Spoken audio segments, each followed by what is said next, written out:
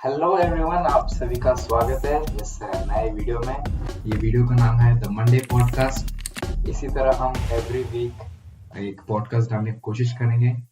हम डायरेक्ट अभी टॉपिक में डाइव करेंगे। तो हम 4 क्वेश्चंस को आज रखने जा रहे हैं। तो फर्स्ट क्वेश्चन है कि हु इज थॉमस। ये थोमा जो है ये कौन है? तो आप ओवर टू यू। पहले मैं सभी पॉडकास्ट के व्यूअर्स को मैं स्वागत करता हूं।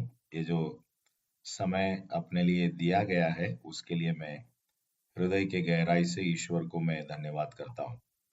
पहला प्रश्न जो है, तोमा कौन है, इसका बाइबल में से एक आंसर मैं बताना चाहता हूं। प्रभु यीशु मसीह के 12 चेलों में से एक चेला था तोमा। तोमा के बारे में बाइबल में कुछ चुनिंदा रेफरेंसेस है।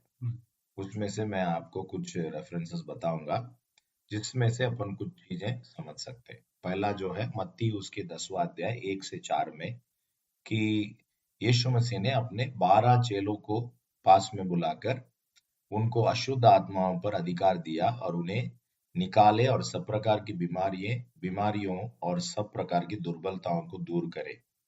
और वो 12 प्रेरितों के नाम में तोमा का नाम आता है। मतलब पतरस, शिमोन पतरस से शुरुआत करके तोमा का नाम उसमें आता है।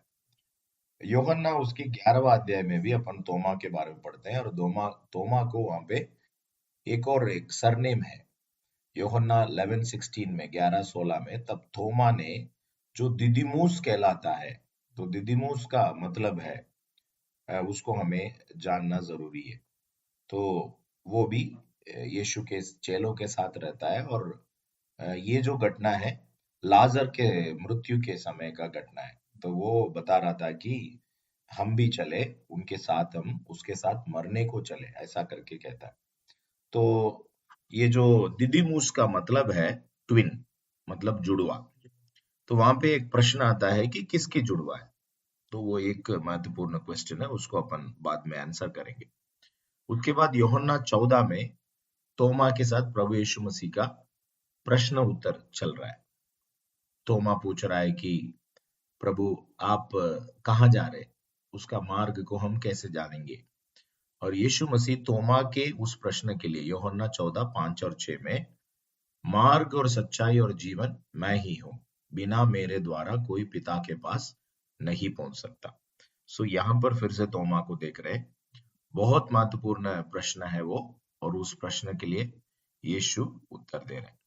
यूहन्ना के 20वें अध्याय में फिर से तोमा को देखते हैं। यहाँ पर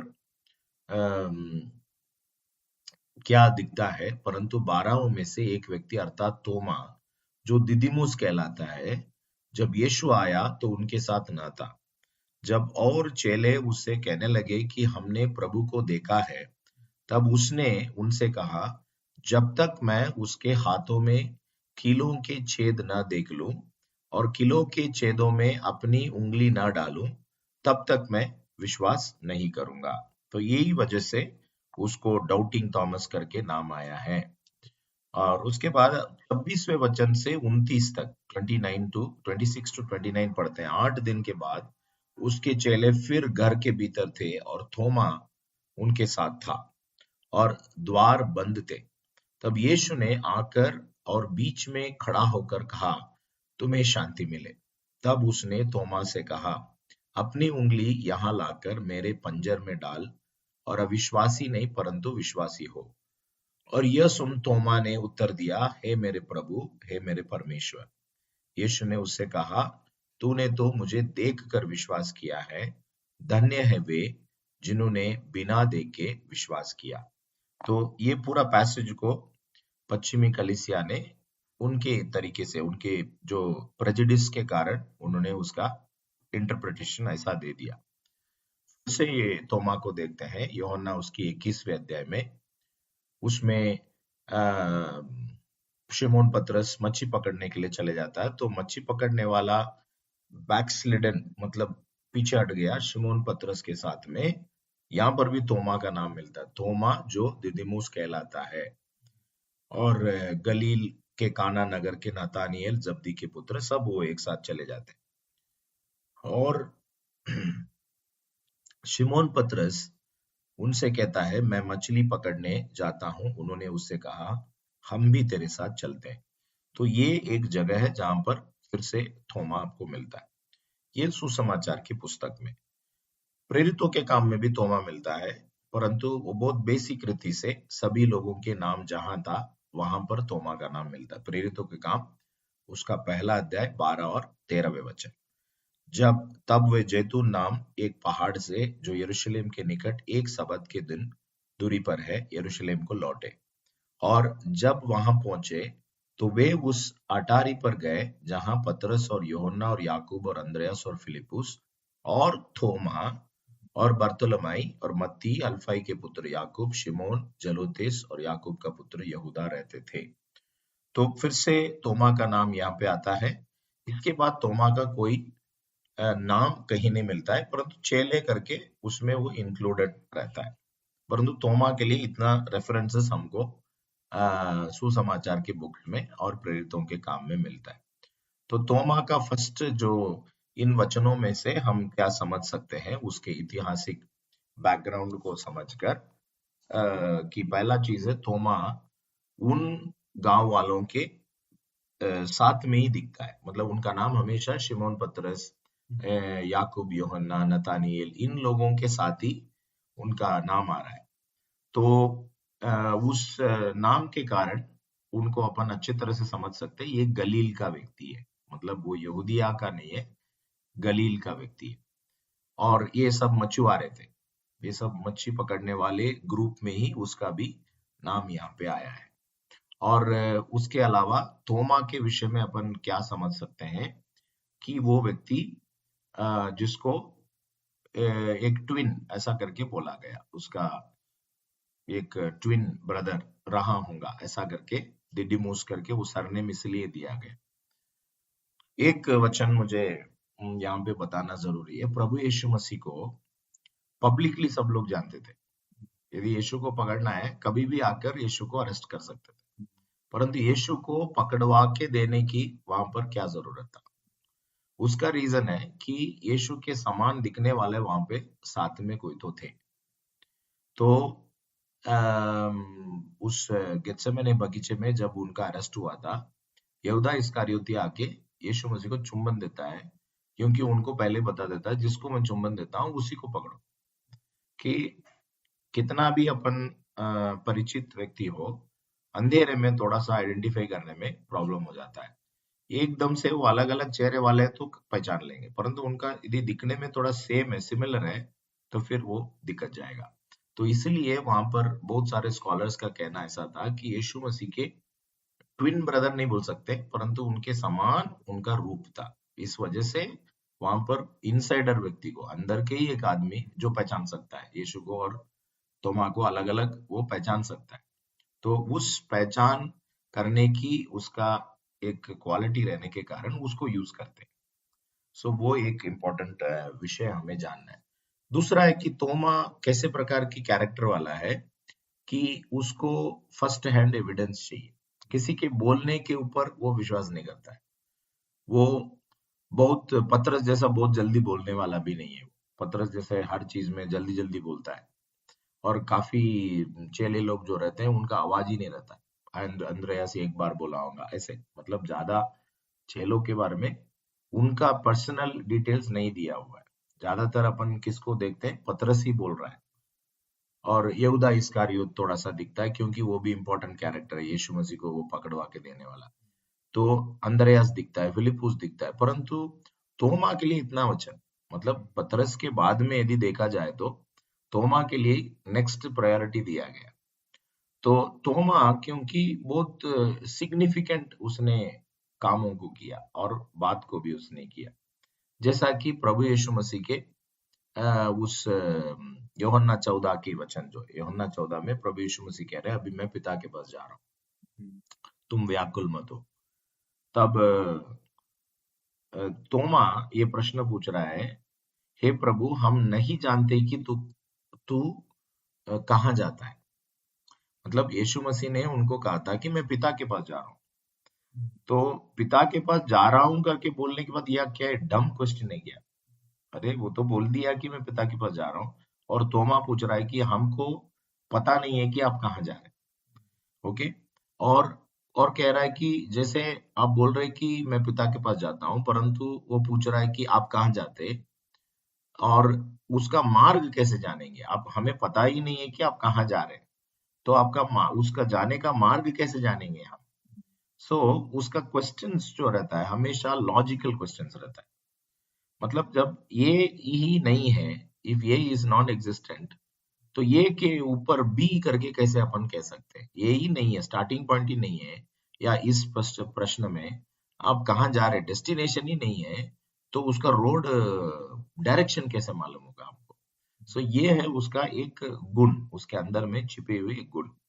और उसके लिए प्रभु यीशु मसीह द मोस्ट फेमस स्टेटमेंट यीशु मसीह ने जो आई एम करके बोले थे, आई एम वाला स्टेटमेंट पूरा याहवे के बराबरी में यीशु मसीह ने बोला, जो भी आई एम वाला स्टेटमेंट। तो उस आई एम वाला स्टेटमेंट में ये भी है कि I am the way the truth and the life, मैं मार्ग और सच्चाई और जीवन हूँ, मैं ही हूँ, बिना मेरे द्वारा पिता के पास नहीं पहुंच सकता। मतलब इसके पहले प्रभु यीशु मसीह ने बहुत सारा आई एम स्टेटमेंट्स बोले, परंतु ये स्टेटमेंट जो है ये लाइक एंट्री परमिट वीजा उस प्रकार की जो ऑफिस जैसा है। मतलब तुमको आना है पिता के पास तो मेरे बिना तुमको और कोई मार्ग ही नहीं है। मतलब टोटली एक्सक्लूसिव हो गया। मतलब एक ही है पिता के पास जाना है और वो मैं ही हूँ। तो इतना स्पष्ट रीति से प्रभु यीशु मसीह ने उसका उत्तर दिया। और यीशु मसीह को बहुत सारे शब्दों से वो बोल सकते थे, परंतु उन्होंने क्या बोले, मैं सत्य हूं करके बोले। और यही क्वेश्चन पुन्तुस पिलातुस भी पूछा था, सत्य क्या है, परंतु वो आंसर के लिए नहीं रुका, वो चला गया। सत्य उनके सामने ही खड़ा था, परंतु ये प्रिविलेज तोमा को मिला और तोमा के वजह से हमको मिला। तोमा ने प्रश्न पूछा करके यीशु ने रिवील किया कि मैं ही सत्य हूं। मतलब सत्य ढूंढने के लिए तुम्हें यहाँ वहां जाने की जरूरत ही नहीं है, सत्य मैं ही हूं, लुक एट मी, ऐसा करके प्रभु यीशु कह रहे। तो ओके, उसके बाद जो इन जो पैसेज है जिससे उसको डाउटिंग थॉमस करके नाम आया था, वो है कि जब वो पुनरुत्थान के बाद वो एक बार यीशु के अपीयरेंस के टाइम में वो नहीं था, तो सब लोग उसको बता रहे यीशु आए थे, ऐसा वैसा बोल रहे थे। वो तो उसको डेफिनेटली बुरा लगा होगा, परंतु उसका माइंड जो है एज यूजुअल एक लॉजिकल माइंड, वो बोल रहा है मुझे टैंजिबल एविडेंस चाहिए, मैं टच करके देखूंगा कि रियल में वो है, तब मैं विश्वास करूंगा। क्या पुनरुत्थान के ऊपर उसको विश्वास ही नहीं है क्या? मरे हुए में से किसी ने जिलाया नहीं गया, बिल्कुल गलत है, क्योंकि उसने लाजर को देखा, जाहिर की बेटी को देखा, ऐसे कई लोगों मरे हुओं को प्रभु यीशु मसीह जिंदा करते हुए उसने देखा है। सो उसको रिजरेक्शन पे डाउट नहीं है। आज डाउटिंग थॉमस क्यों आया? क्योंकि यीशु मसीह के रिजरेक्शन के ऊपर उसका विश्वास नहीं था करके मिस इंटरप्रेट कर दिए। वो पॉसिबल ही नहीं है, क्योंकि यीशु मसीह साथ 3.5 साल रहते हुए उसने कई रिजरेक्शंस को देख लिया, जिंदा करते हुए प्रभु यीशु ने जिंदा करते हुए उसने देख लिया। तो यीशु के जिंदा होने को क्यों वो इनकार करेगा? यदि वो बोले कि मैं जिंदा होऊंगा तो उस पर उसका कोई प्रॉब्लम नहीं है, परंतु उसके माइंड में एक लॉजिकल एक्सपेक्टेशन है। मतलब इसको अपन जैसे टेस्ट ऑफ ट्रूथ में फर्स्ट जो पॉइंट रहता है लॉजिकल कंसिस्टेंसी। मतलब किसी को मैं बताऊंगा कि वो आज जीवित था, आज शाम को मर गया, कल वो पुनर्जीवित हो गया, तो यू शो मी, अब बताओ। यदि आप उसको ठीक से मरते हुए नहीं देखे होंगे, मरा है करके आपके पास सबूत नहीं होगा, जीवित ही रहे होंगे, बेहोश हो गए होंगे, या रियल में मर गया, तो उसको उसका जो फिर से जीवित होना, रिजरेक्ट होना, या फिर से कमिंग बैक टू लाइफ जो है, वो एक नॉर्मल मेडिकल बायोलॉजिकल प्रोसेस नहीं हो सकता है। तो उसके लिए प्रूफ चाहिए कि कैसे वो व्यक्ति वही शरीर में जिंदा हुआ। सो तोमा के अंदर में वो प्रश्न था कि यदि यीशु मसीह वही शरीर में जिंदा हुआ जैसा उन्होंने क्लेम किया था, मैं 3 दिन के बाद में जी उठूंगा, तो यदि वो सही है तो उसको मैं फर्स्ट हैंड टच करके देखना चाहता हूँ। इसमें मैं एक प्रेजुडिस दिखाता हूँ। पहला यूहन्ना उसके पहला अध्याय में यूहन्ना बोलता है जिसको हमने देखा है, हमारी कानों से सुना है, ध्यान से देखा है, अपने हाथों से छुआ है, वो जीवित वचन है ना, जीवन का वचन जो पिता के पास था प्रकट हुआ। तो जब जॉन कह रहा है कि हमने छुआ, तो कोई ऑब्जेक्शन नहीं उठा रहा है। वो भी तो वहां पे एक पॉइंट रखा ना, हमने उसको टच करके देखा है टैंजिबली, मतलब टच, टैंजिबल का मतलब टच करके देख सकते हैं हम उसको कि वो रियल में है कि नहीं।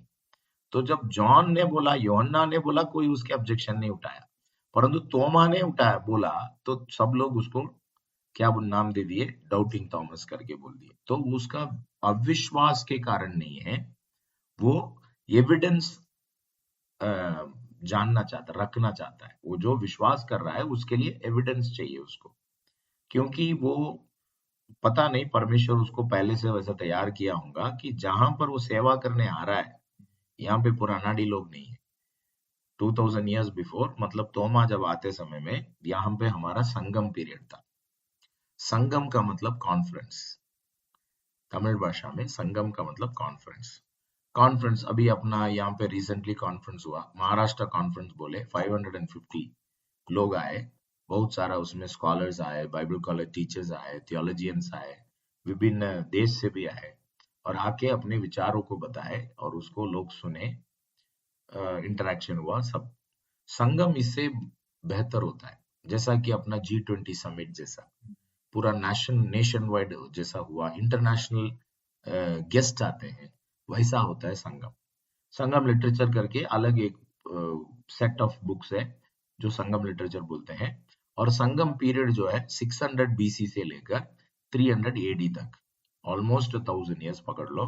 संगम मतलब एजुकेशन एट इट्स पीक, पूरे विश्व के स्कॉलर्स आते थे, डिबेट्स करते हैं, डायलॉग्स करते हैं, नया नया फिलॉसफी, कल्चर, आर्ट, और ये इसका स्पॉन्सर करने वाले चेरा चोरा पांड्या, जो 3 डायनेस्टीज, जो राजवंश दक्षिण भारत को जो राज्य करते थे वो टाइमों में, उन लोगों ने उसको स्पॉन्सर करते थे, सबको अकोमोडेशन, खाना, पैसा, गिफ्ट्स, ऐसा बहुत सारा उनको मिलता था। तो संगम काल में रहने वाले आम इंसान कैसा रहता था, जब उनके घर घर में कवि है, बड़े बड़े लेखक है, तिरुवल्लुवर जैसे ब्रिलियंट फिलोसोफर्स है, ये सब रहेंगे, तो आम लोगों का सोच भी कैसा रहता है, बहुत हाई फाई रहता है। मतलब ज्यादा पढ़े लिखे लोग, एकेडमिशियंस को अपन बड़े बड़े कहानियां बता के समझाने की जरूरत नहीं। शॉर्ट में 2 लाइन बोलो, वो तुरंत उसको कैप्चर करेंगे। क्योंकि ये समुदाय जो है लॉजिकल समुदाय है, फिलोसफी, लॉजिक, रीजनिंग, ये सब वहां पे है, इसलिए आर्ट, लिटरेचर, ये सारी चीजें फ्लरिश हो रहा था संगम पीरियड। वो सिर्फ संगम पीरियड अपन याद रखेंगे तो भी मदद हो जाएगा। सो तोमा कहाँ आ रहा, एक सिंपल अनपढ़ कुछ अशिक्षित लोगों के बीच में नहीं आ रहा, वो बहुत हाईली एजुकेटेड लोगों के बीच में सेवा करने के लिए आया। वैसे भी उसका 2 टूर्स हुआ, एक नॉर्थ में, एक साउथ में। पहला टूर जब हुआ था 49 में हुआ, 49 में, 49 में हुआ, वो तक्षशिला में हुआ। तक्षशिला में वो टाइम में यूनिवर्सिटी था, तक्षशिला, नालंदा, ये सब बुद्धिस्ट सेंटर्स थे और यूनिवर्सिटी था। यूनिवर्सिटी का मतलब लर्नर्ड पीपल वहां रहते। तो एक आदमी जा रहा है वहां पे, लर्नर्ड पीपल के बीच में जाके संदेश को शेयर करने जा रहा है, तो वो ऐसा बकवास बोलने वाला आदमी नहीं हो सकता। सो उसके पास में प्रॉपर एविडेंस चाहिए, और एविडेंस को क्या आज अपन फोटो दिखा सकते हैं, वीडियो दिखा सकते हैं, आर्कियोलॉजिकल ऐसा कुछ सबूत दिखा सकते हैं, परंतु उसके पास क्या है, उसमें कुछ नहीं है, सिर्फ यीशु करके एक सत्य है। यीशु को रियल में भी वो लेके नहीं जा सकता, देखो यही यीशु है, फोटो लेके जा सकता है, कुछ नहीं है, वो सब चीजें बिल्कुल है ही नहीं। वो सब बाद में बनाया गया एक्स्ट्रा एडिशंस है, क्रॉस लेकर गया, वो लेके गया, वो सब एक्स्ट्रा, वो सिर्फ अपना लाइफ में यीशु को लेके गया, यीशु के उपदेश को ले जाकर वो बता रहा है। सो इसलिए तोमा के बारे में क्यों डाउटिंग थॉमस करके आया, यीशु मसीह का ये जो शब्द जो है, मतलब यीशु मसीह ने उनको लास्ट में जो बोला था, यीशु ने उससे कहा, तूने तो मुझे देखकर विश्वास किया, मतलब उसने टच नहीं किया। उसने क्या चाहता था, यीशु को मैं टच करूंगा, परंतु यीशु मसीह को मिलने के बाद उसको टच करने की, यीशु ने बोला था उसको, आओ अपना उंगली यहाँ लाकर मेरे पंजर में डाल, अविश्वासी नहीं परंतु विश्वासी हो, ऐसा करके जो शब्द है, मतलब यीशु उसको इनवाइट कर रहे, कम, तुम्हारा रीजनिंग क्वेश्चंस जो है उसका उत्तर मेरे पास है, कम एंड टच मी, मुझे टच करके देख, ऐसा प्रभु बोल रहे हैं। परंतु उसके लिए वो उत्तर, हाँ प्रभु आता हूं, मैं करता हूं, नहीं। वो बोल रहा है, हे मेरे प्रभु, हे मेरे परमेश्वर। ये पहला व्यक्ति है पूरे नए नियम में, पहला व्यक्ति है जिसने यीशु को परमेश्वर करके डायरेक्टली बोला। क्यूरियोस थियोस, क्यूरियोस बोले तो लॉर्ड, मेरा मास्टर, और थियोस बोले तो परमेश्वर के लिए यूज किया गया जो शब्द को वो बोलता है। तो मेरा परमेश्वर, मेरा प्रभु करके उसको उत्तर देकर यीशु मसीह उसके लिए प्रति उत्तर दे रहे, ये मेरा प्रभु, ये मेरे परमेश्वर करके तोमा बोलने के बाद यीशु मसीह क्या उत्तर दे रहे, तूने तो मुझे देखकर विश्वास किया। तो तोमा का कंडीशन है, देख लिया, एविडेंस मिल गया उसको। अब तोमा के पास यीशु जो बोल रहे हैं, यही माइंड बॉगलिंग है कि धन्य है वे, मतलब जहां तोमा जाएगा, मतलब भारतीय लोग, ये वे जो है हम लोग हैं, भारतीय लोग हैं। धन्य है वे जिन्होंने बिना देखे विश्वास किया। मतलब वो पास्ट टेंस में नहीं है, ये लोग बाकी लोग हैं बिना देखे, सब लोग तो देख के ही विश्वास किए थे यीशु मसीह को, सिंपल बात है ना। हाँ। तो यीशु किसके बारे में बोल रहे हैं, इन फ्यूचर जब वो जाएगा यीशु समाचार को लेकर, यीशु को लेकर, वो जिस जिन लोगों के बीच में जाएगा, उन लोगों को यीशु मसीह कह रहे हैं कि वे धन्य है, ब्लेसेड है वो। और ये शब्द कॉमन शब्द नहीं है, ब्लेसेड करके बाइबल में अपन, यदि अपने पास कोई बाइबल सॉफ्टवेयर अगर है, उसमें तुम यदि सर्च मारोगे ब्लेस्ड करके, तो उसमें मुख्य जो ब्लेस्ड आता है, पुराने नियम में भी रहता है, परंतु भजनों में ब्लेस्ड मिलता है, ब्लेसेड इज द मैन, धन्य है वो पुरुष, है ना। और फिर प्रभु यीशु मसीह के पहाड़ी उपदेश में पूरा ब्लेस्ड, धन्य है, धन्य है, धन्य है करके रहता है। मतलब राज्य की प्रतिनिधि को या राज्य का एक प्रजा को धन्य करके बोला जाता है। तो परमेश्वर ने पहले से ठहरा दिया कि भारतीय लोग जहां पर तोमा जाकर सेवा करने वाले हैं, वे धन्य हैं, क्योंकि वो तोमा की एविडेंस को स्वीकार करके, वो ऐसा दिखाने वाला कोई एविडेंस उसके पास नहीं है, देखो फोटो है जीसस और मैं, हम दोनों साथ में खड़े, कुछ भी नहीं है, ऐसा कोई बुक नहीं है उसके पास, ये तोरा है और इसको पूरा प्रोफेसीज पूरा हुआ है, नथिंग, उसके बाद कुछ भी नहीं था। तोमा के बातों और अनुभवों को, वर्ड एंड डीड, उसी को ही जो स्वीकार करने वाले हैं, वो धन्य है करके प्रभु यीशु मसीह कह रहे। सो डाउटिंग थॉमस करके नाम इसलिए आया कि वेस्टर्न चर्च का वो प्रेजुडिस है, वो कड़वाहट। अभी कभी कभी अपन ये प्रश्न पूछ सकते हैं कि बाइबल में तोमा के बारे में या दूसरे प्रेरितों के बारे में क्यों नहीं दिया गया। प्रेरितों के काम में, प्रेरितों के काम करके नाम है, परंतु उसमें सिर्फ 2 ही चेलों के बारे में ज्यादा लिखा हुआ है, और उसमें भी पौलुस तो ओरिजिनल 12 में नहीं था, परंतु उसका एक एजेंडा है, एक पॉलिटिकल एजेंडा है। पॉलिटिकल एजेंडा ये कि लूका वो एक जेंटाइल राइटर है, पौलुस का फ्रेंड है, हिस्टोरियन है, ट्रैवलर है, साथ वाला है। ऑलरेडी उसने एक लिख दिया था, एक बुक, थियोफिलस करके एक गवर्नर को, और अब प्रेरित पौलुस कहां पर है, गिरफ्तार होके हाउस अरेस्ट में रोम में है। तो ये गवर्नर रैंक में रहने वाला आदमी जरूर कैसर को बताकर इसको रिलीज के लिए प्रयास कर सकता है। तो एक्चुअल स्टोरी यही है, मतलब मसीह के बारे में उसने पहला जीसस के बारे में फर्स्ट बुक लिख दिया, जीसस के सेवा की कंटिन्यूएशन ही प्रेरित पौलुस कर रहा था। प्रेरित पौलुस एक नेशनल क्रिमिनल नहीं है, मतलब वो ऐसा क्राइम नहीं किया जिसके लिए उसको डेथ पेनल्टी दिया जाए। तो उसको रेकमेंड करने के लिए वो गवर्नर को रियल, अभी अपन कोर्ट में जाएंगे तो केस शीट बनता है, ये व्यक्ति ये गुनाह किया है, तो डिफेंस लॉयर क्या करता है, उसके विरोध में जाता है, उसके जो प्रोसिक्यूट जो किया गया, उसके ऊपर जो जो आरोप लगाया गया, उसके विरोध में जाकर दूसरा एविडेंस पेश करता है, जिससे उसका जो क्लाइंट, उसका जो क्रिमिनल करके अलेज्ड क्रिमिनल, उसको राही मिल जाए, मतलब उसको स्वतंत्रता मिल जाए। यही उसका आइडिया रहता है, डिफेंस लॉयर वही काम करता है। तो यहाँ पर लूका डिफेंस लॉयर का काम कर रहा है, वो जाकर थियोफिलस को रिकमेंडेशन मांग रहा है कि पौलुस को कैसे भी करके रिलीज करो, क्योंकि उसने अपना खुद का रिलीजन चालू नहीं किया, कैसर का विरोध कुछ प्रचार नहीं किया। देखो वो एक्चुअली यीशु मसीह करके जो थे, वो यहूदिया में जो थे, उनका ही सुसमाचार को यीशु के ही वचन के अनुसार उनके ओरिजिनल प्रेरित थे, इसलिए एक ही व्यक्ति के बारे में इतना लिखता है, 10 चैप्टर्स है पतरस के बारे में, जो उस टीम का कैप्टन है। बाकी लोग क्या किए करके कुछ भी नहीं दिया। तो तोमा का स्टोरी क्यों बाइबल में नहीं है करके बहुत सारे लोग पूछते हैं, तो उसके लिए यही उत्तर है कि फोकस पौलुस के ऊपर रहने के कारण पौलुस के लिए जितना जरूरत था उसके रिलीज के लिए, वो जो हाउस अरेस्ट में था, उस रिलीज के लिए जितना जरूरत था उतना कंटेंट आपको प्रेरितों के काम में दिया हुआ है। ओके, तो हमने जस्ट अभी 2 क्वेश्चंस को कंप्लीट कर लिया है कि थोमा कौन था और ये पश्चिम धर्म विज्ञान में क्यों संदेह करने वाला थोमा करके कहा है, हमने उस सच्चाई को जाना है।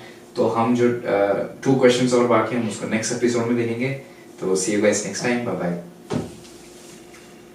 हेलो एवरीवन, आप सभी का स्वागत है इस नए वीडियो में। ये वीडियो का नाम है द मंडे पॉडकास्ट। इसी तरह हम एवरी वीक एक पॉडकास्ट डालने की कोशिश करेंगे।